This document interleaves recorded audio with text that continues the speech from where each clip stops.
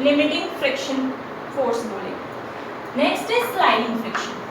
जब कोई बॉडी एक चीज से दूसरी चीज पे स्लाइड करती है, ऐसे स्लाइड कर रही है, उस टाइम पे स्लाइडिंग और इन दोनों ऑब्जेक्ट के बीच में जो फोर्स लग रही है वो क्या है? Sliding friction. स्लाइडिंग फ्रिक्शन क्या है? The friction acting on a body when it is sliding over a surface. किसी सरफेस, मान लो ये कोई सरफेस है जिसके ऊपर ये बॉडी स्लाइड कर रही है, ठीक है। इस टाइम पे जो फोर्स लग रही है, स्लाइडिंग के टाइम पे जो फोर्स लग रही है दोनों सरफेसेस के बीच में, जो फ्रिक्शन फोर्स एक्ट कर रही है जब कोई चीज एक दूसरे के सरफेस पे स्लाइड करती है, उसको हम बोलते हैं स्लाइडिंग फ्रिक्शन। जो स्लाइडिंग फ्रिक्शन होती है वो स्टैटिक फ्रिक्शन से बहुत कम होती है, क्योंकि किसी चीज को स्लाइड करना बहुत इजी है। अगर मान लो ऐसे मैं किसी को खींच रही हूँ, वो डिफिकल्ट है, और ऐसे स्लाइड करके कोई चीज़ आ रही है वो बहुत इजी है। तो स्लाइडिंग फ्रिक्शन क्या होगी? बहुत ही कम होती है as compare to static friction, ठीक है। बहुत ही स्लाइडिंग फ्रिक्शन होगी वो स्टैटिक फ्रिक्शन से कम होगी, क्योंकि स्लाइड से कोई चीज़ जल्दी मूव हो सकती है एज कंपेयर टू अगर वो ऐसे सीधी सरफेस के ऊपर है। अगर मैं ऐसे किसी चीज़ को मूव करवाना चाहती हूँ, ऐसे डिफिकल्ट हो रहा होगा, बट अगर ऐसे स्लाइड करूँगी वो इजी मूव होगा, ठीक है। तो जब कोई चीज़ स्लाइड करती है उस टाइम पे सरफेस और उस बॉडी के बीच में जो फ्रिक्शन होती है उसको हम स्लाइडिंग फ्रिक्शन बोलते हैं। नेक्स्ट है रोलिंग फ्रिक्शन। रोलिंग फ्रिक्शन कब कौन सी होती है? जब कोई चीज़ रोल करके मूव करती है। चीज़ क्या कर रही है? कोई रोल कर रही है। जैसे ये चौक है, मैंने इसको ऐसे कर दिया, ये रोल करके जा रही है ना, उस टाइम पे जो फ्रिक्शन फोर्स एक्ट करेगी, जब कोई बॉडी दूसरी सरफेस के ऊपर रोल कर रही है उस टाइम पे जो force act, friction force act करेगी उसको हम बोलेंगे रोलिंग फ्रिक्शन।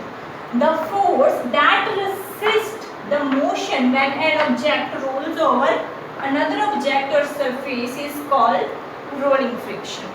अब ये देखो बच्चे, मान लो आपके पास गैस सिलेंडर, तो आपने सबने देखा होगा, गैस सिलेंडर ये पड़ा है, मान लो मैंने इसको ऐसे खींच के लेके जा रही हूँ। ऐसे खींच के लेके जाना मेरे लिए डिफ़िकल्ट है, क्योंकि वहाँ पे फ्रिक्शन फोर्स ज़्यादा लग रही है।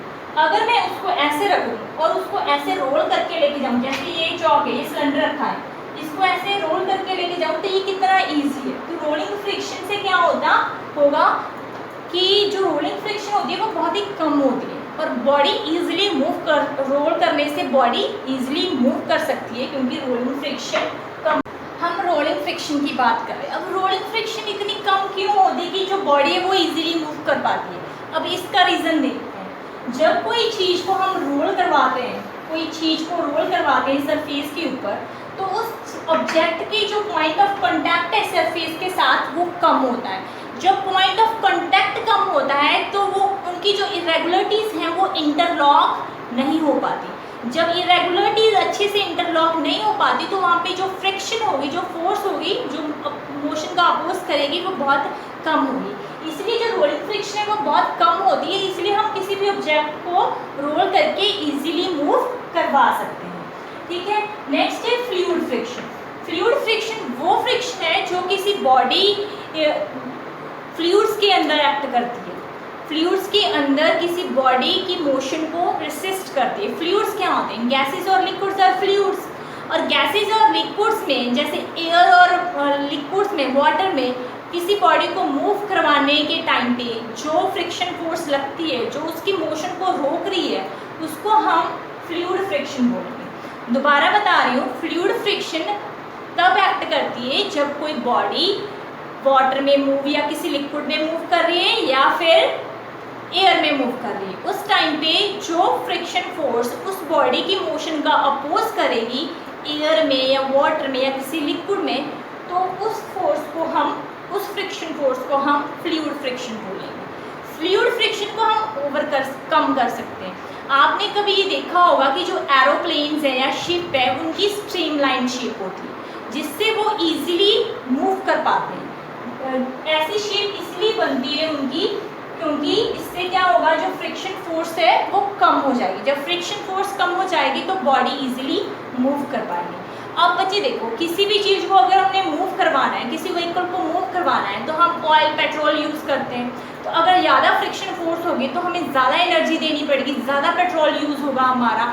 तो इसलिए जो शिप्स है या एरोप्लेन्स है उनकी स्ट्रीमलाइन शेप बनाई जाती है, ऐसी आगे से तीखी पीछे से तीखी, ताकि जो फ्रिक्शन फोर्स कम हो जाए और जो ऑयल है या पेट्रोल हम यूज़ कर रहे हैं उस बॉडी के अंदर वो कम यूज़ हो, हमें कम एनर्जी देनी पड़े उस बॉडी को मूव करवाने के लिए। तो ठीक है बच्चे, इस चैप्टर में हमने friction force, cause of friction, factors affecting friction and types of friction के बारे में पढ़ा।